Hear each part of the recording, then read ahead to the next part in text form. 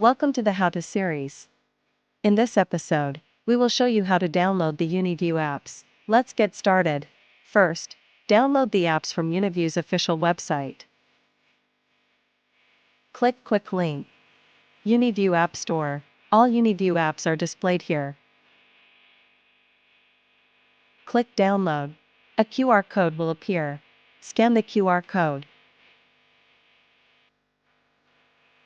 Click Download to start the installation file download. The download status is shown here. Wait until it completes. Open the file to begin the installation. This notification will show if the apps are not from the mobile phone's app store. UNV apps are safe to install. Ignore the notification and confirm to continue. After installation finishes, you can launch the app.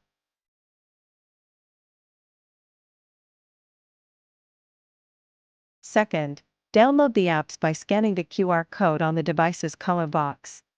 Scan the QR code. The apps will appear. Click Download to execute the installation. That's all for today's video. Thanks for watching.